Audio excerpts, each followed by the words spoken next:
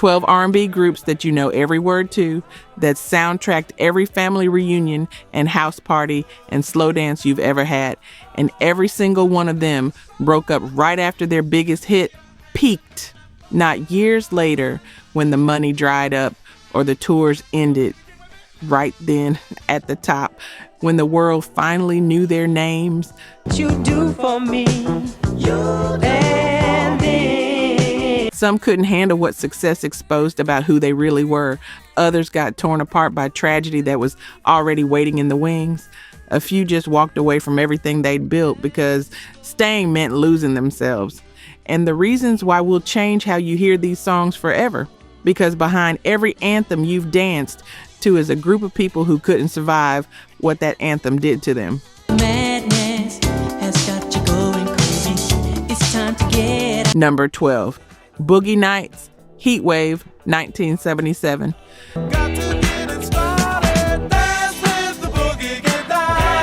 An international collision of funk and disco that hit number 2 and should have been the beginning of everything. But tragedy was already circling before the first note was recorded.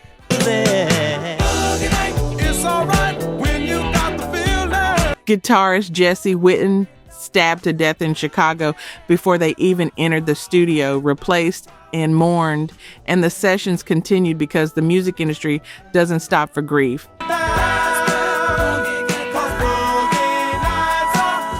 Then 1978 arrives, and bassist Mario Mantis attends a party at Elton John's house. His girlfriend leaves early, and when he gets home, she's furious about something that happened there and stabs him in the heart. Ain't no doubt we are here to party. Boogie nights, come on out. Clinically dead for several minutes. Wakes from a coma months later, blind, mute, paralyzed from head to toe with no memory of why.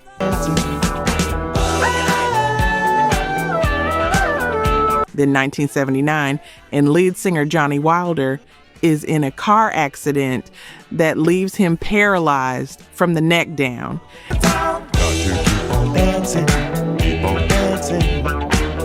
And if you've ever watched something you built with your closest friends get systematically destroyed by forces nobody could control, you know, that's the kind of heartbreak that doesn't have a name.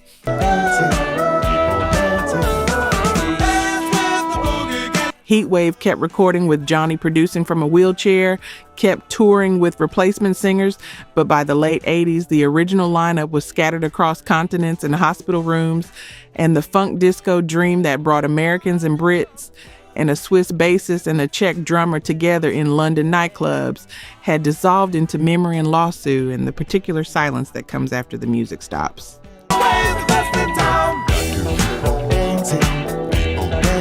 Number 11, Fun, Funk Shun, 1977.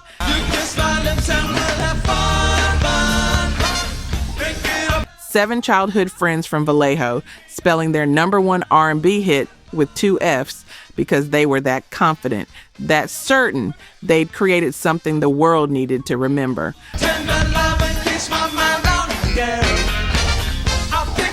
Michael Cooper and Felton Pilot leading vocals, Louis McCall on drums, and 5 more brothers who'd been playing together since high school, building an empire one gold record at a time through the late 70s and early 80s.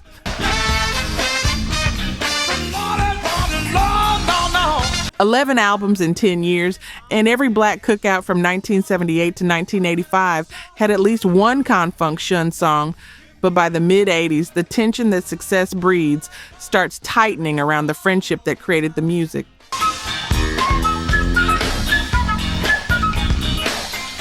Michael and Felton clashing with Louis about money and credit and whose vision matters most. And in 1986, it gets physical. Can y'all sing? Can you say fun? Here we go. Fun. Actual fists, actual rage, and Felton leaves immediately with Michael following him out the door. Because when you have to choose between your art and your friendships, sometimes you can't choose it all.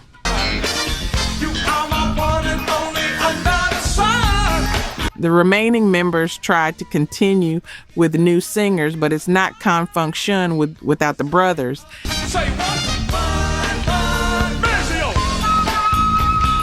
And by 1987, the group that spent a decade proving loyalty could survive anything discovers that loyalty gets tested most when the stakes are highest, and sometimes it just breaks.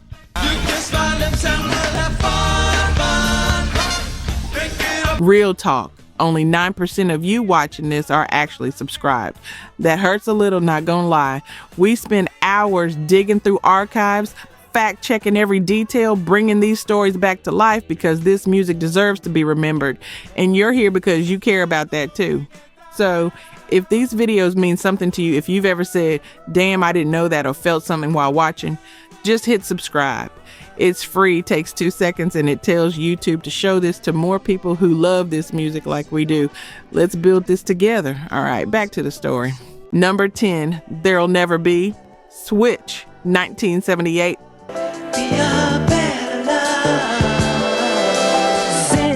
Bobby DeBarge's falsetto reaching number 6 R&B and 36 pop, a sound so pure it made Motown executives believe they'd found the next generation, but Bobby was already fighting heroin and losing before the gold records started stacking up.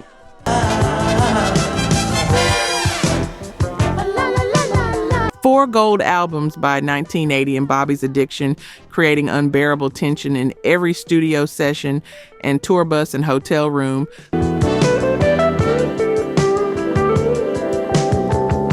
Lead singer Philip Ingram leaving first because he can't watch it anymore. And then in 1981, Bobby and his brother Tommy suddenly exit, not to get clean, but to mentor their younger siblings, Bunny, Elle, Randy, and Mark, creating DeBarge, while Switch crumbles behind them.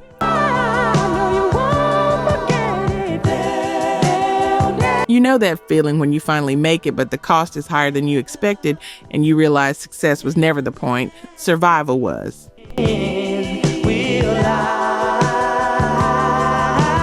Switch tries to continue with new members. One forgettable album in 1984, but without the DeBarge brothers, it's just a name and some instruments and the ghost of what used to be. Come over here. Bobby helps create his siblings' success while his own career dissolves into needle tracks and promises he can't keep, dies of AIDS complications in 1995 at 39. La, la, la, la, la, la. And sometimes the music is all you have left, and sometimes it's not enough, and sometimes you give it to the people you love most because that's the only legacy that matters.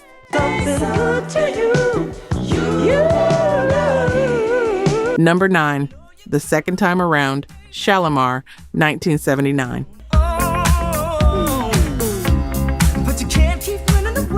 Three fashion icons who introduced body popping to the UK and had Jeffrey Daniel performing the backslide on British television almost a year before Michael Jackson moonwalked on Motown 25, platinum albums and international tours, in MTV in heavy rotation because they weren't just singers, they were a movement.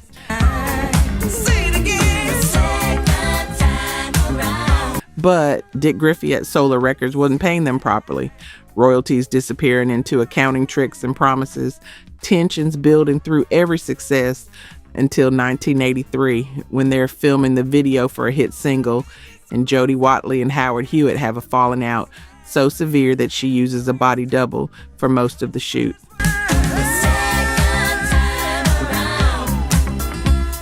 Once filming wraps, she's done, walking away from platinum and magazine covers and everything they built together. Because if you've ever realized the people controlling your success don't actually value you, you know that's when you have to leave, even if it costs you everything.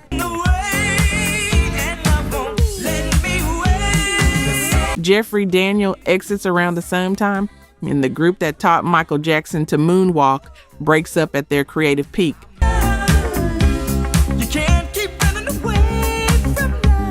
Jody going solo and spinning off 3 top 10 hits and proving she made the right call. But the original Shalamar, the one that changed dance music forever, ends in a video shoot with a body double and lawyers and the particular kind of betrayal that comes when art becomes commerce and nobody remembers why you started in the first place.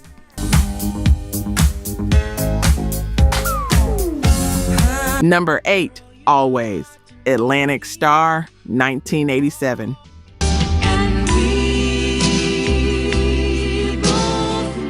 A wedding ballad, hitting number 1 pop and number 1 R&B and number 1 adult contemporary.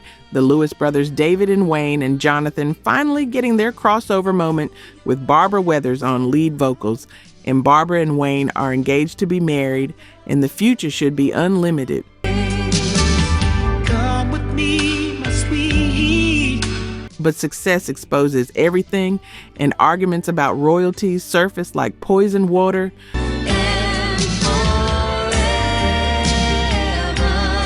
Wayne and Barbara, who are supposed to be building a life together, now fighting about money and credit and who deserves what percentage. The engagement crumbling under the weight of questions they should have answered before the song peaked.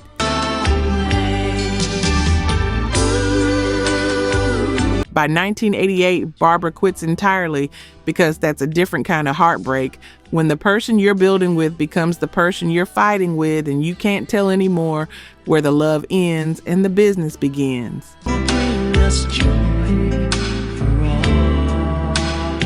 Atlantic Starr continues with a revolving door of female singers trying to recapture something that was never about technique.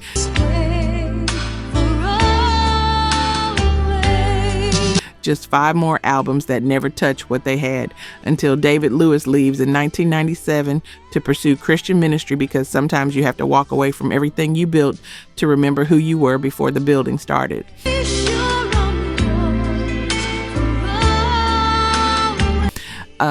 The group that sang about eternal love couldn't keep their own family together.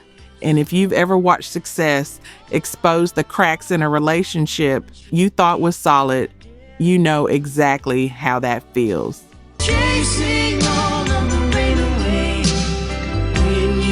Number 7, Rhythm of the Night, DeBarge, 1985. It's right there at your feet. Well, I know a place where we can dance the whole. A song hitting number 3 pop and number 1 R&B from the Last Dragon soundtrack.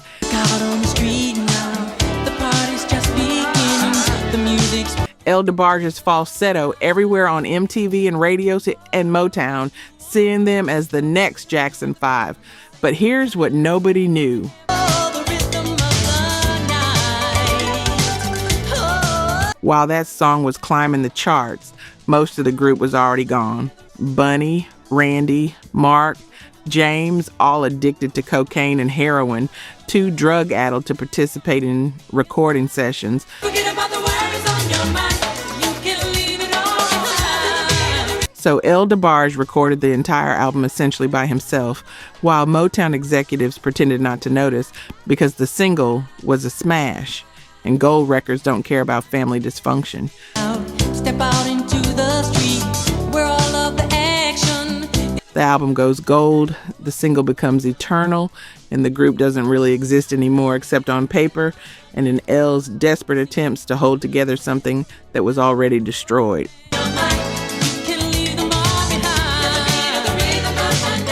By 1986, L threatens to go solo if his siblings don't get clean, and they don't, and DeBarge is over. And if you've ever had to choose between enabling someone you love and saving yourself, you know that's an impossible decision that haunts you regardless of what you choose.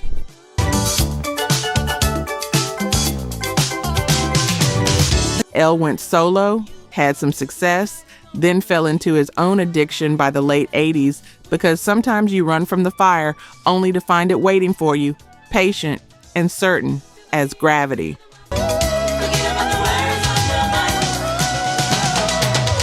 Number 6, Natural High, Bloodstone, 1973. Take me. A Kansas City group blending Jimi Hendrix-style rock with doo-wop and gospel, pioneers of black rock, hitting number 10 R&B and number 4 pop with a gold album, and tours with Marvin Gaye and Curtis Mayfield.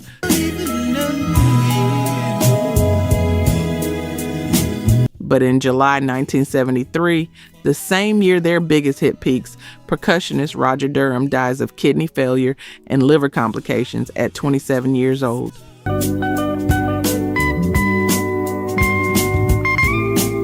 The group keeps going because that's what you do when you fought this hard to make it.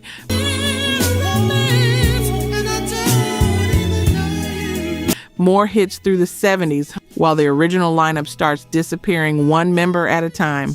Melvin Webb in 1982, Willis Draffin in 2002, Charles Love in 2014, Charles McCormick in 2022, Harry Williams at age 80 in 2024, the last original member finally gone.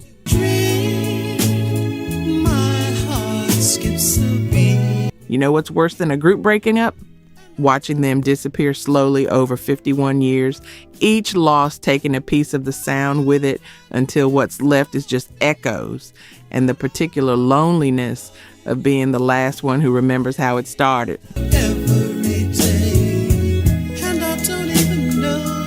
Bloodstone never officially disbanded. They just faded one funeral at a time. And if you've ever lost people slowly, piece by piece, knowing each goodbye is permanent and the next one is inevitable, you know that's the cruelest kind of ending because it never really ends. It just keeps subtracting until nothing's left. But the songs and the memory of when everyone who made them was still alive.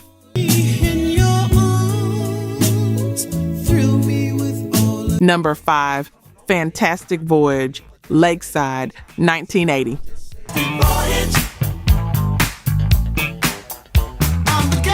A Dayton, Ohio funk group hitting number 1 R&B with a song that becomes a permanent fixture on every summer playlist for the next 4 decades.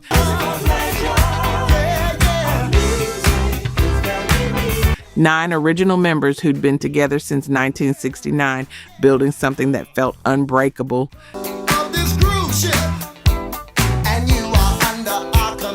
Self-contained band writing their own songs and co-producing their albums, exactly what they demanded when Dick Griffey signed them to Solar Records. And the success of Fantastic Voyage should have cemented them as funk royalty alongside Earth, Wind and Fire and Kool and the Gang.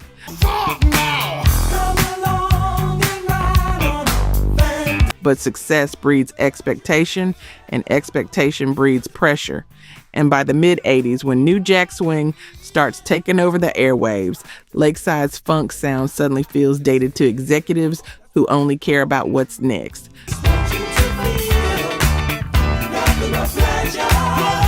Their 1987 single becomes their last major hit, and the members start drifting towards solo projects and session work and the particular exhaustion that comes from fighting to stay relevant when the industry has already moved on.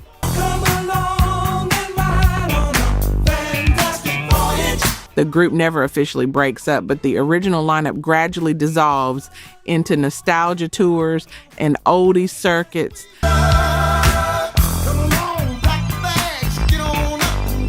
And if you've ever built something beautiful with your friends, only to watch the world lose interest before you were ready to let it go, you know that's not quite heartbreak. It's something slower and more permanent, like watching the tide carry away something you spent years building on the beach.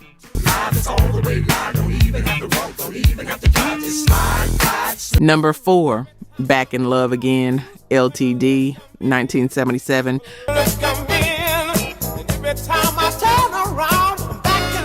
A number 1 R&B smash and number 4 pop that brought Jeffrey Osborne's rich baritone to the world.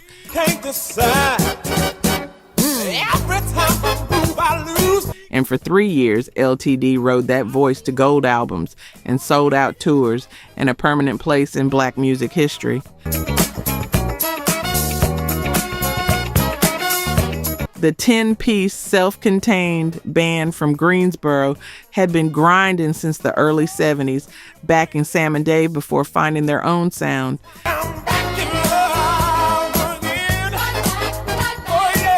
And by 1977, they'd perfected the blend of funk workouts and romantic ballads that made them essential to every playlist.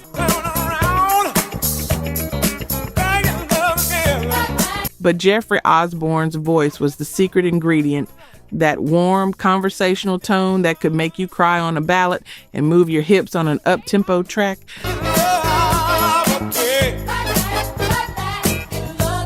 And by 1980, after the Shine On album, Jeffrey knows he's outgrown being one voice in a 10-piece band.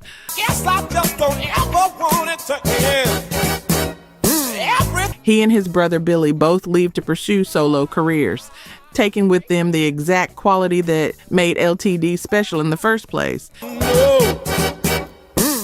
time I move, I lose. And if you've ever felt yourself becoming too big for the container that shaped you, you know that leaving isn't betrayal, it's survival.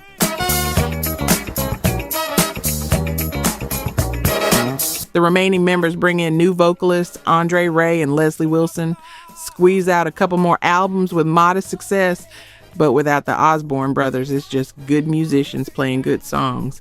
And that's never been enough when the world remembers what magic used to live there.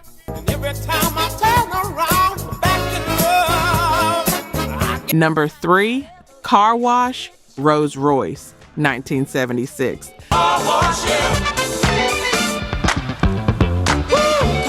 A number 1 pop smash and Grammy-winning soundtrack that introduced Gwen Dickey's sultry voice to the world.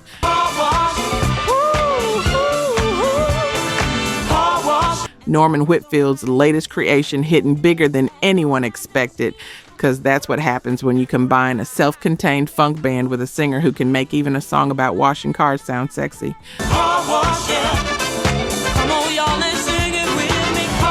The Los Angeles group had been together since the early 70s as Total Concept Unlimited, then Magic Wand, before Whitfield renamed them Rose Royce and put Gwen front and center for the Car Wash movie soundtrack.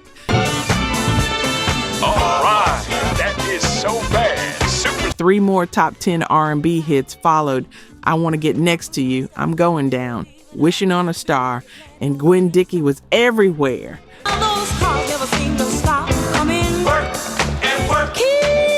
The voice of sophisticated mid-70s soul, but Whitfield was a taskmaster who kept them in the studio for days at a time.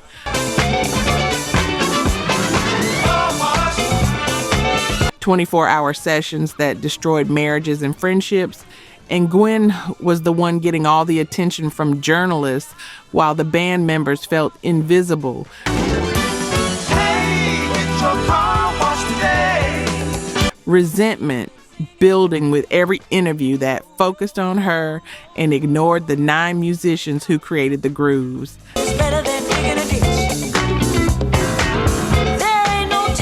By April 1980, after 4 years of mounting tension, Gwen walks away from Rose Royce entirely, because you can't keep singing about love when the people you're singing with resent everything you've become.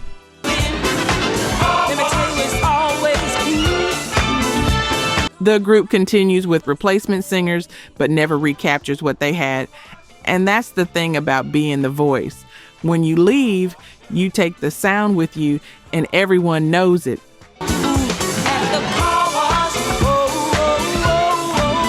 Number 2, Slide, Slave, 1977.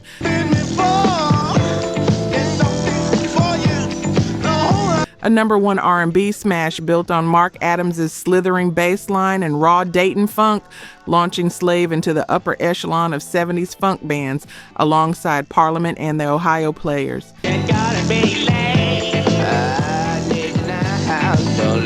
The original lineup was pure Ohio funk, horns, percussion, relentless rhythm. But in 1978, Steve Arrington joined as drummer and quickly became the group's voice, that distinctive melodic style that made Just a Touch of Love, Watching You, and Snapshot into classics.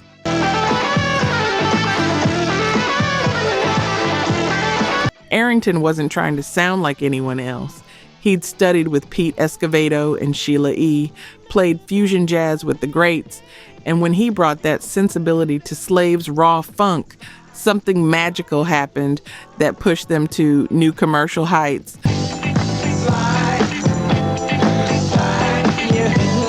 But by 1982, after the Showtime album, Arrington realizes he's pouring everything into a band where he's still technically just an employee, where the music industry is taking the money and his money too.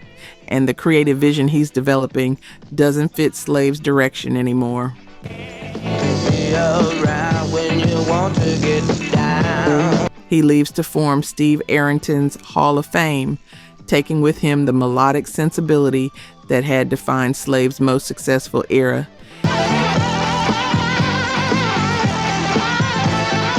And if you've ever built something beautiful inside someone else's structure and realized you needed your own foundation, you know that's when you have to risk everything and walk away.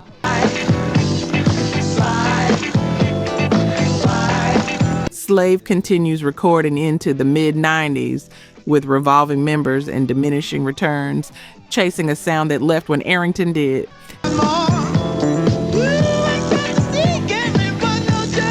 Number 1, Heaven Must Be Missing an Angel, Tavares, 1976.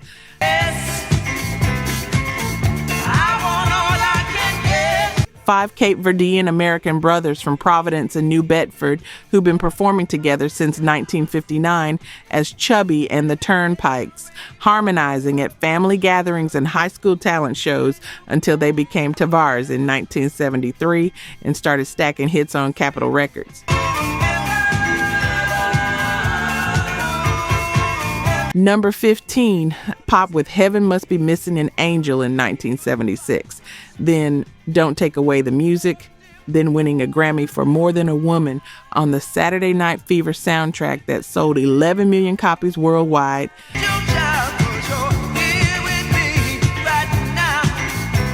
And for a brief moment, the Tavares brothers were everywhere: Soul Train, American Bandstand, international tours.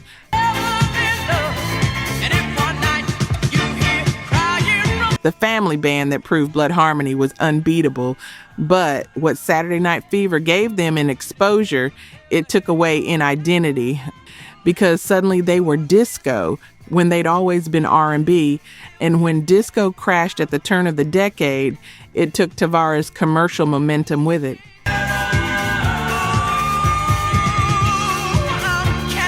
The brothers kept recording through the 80s, but the hits dried up, radio moved on, and the original lineup that started in 1959 began its long, slow dissolution. Pooch had a stroke in 2014. Ralph died 2 days before his 80th birthday in 2021. Pooch passed at 81 in 2024. And just last month, Chubby died at 81, leaving only Butch and Tiny from the original five.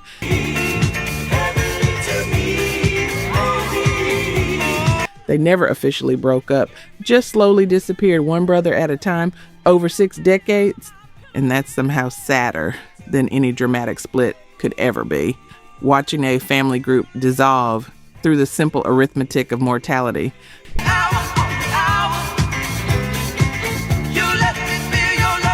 Each funeral subtracting another fifth of the harmony until you're left wondering if the last man standing still hears his brothers when he closes his eyes, still feels them in the spaces between the notes where they used to be.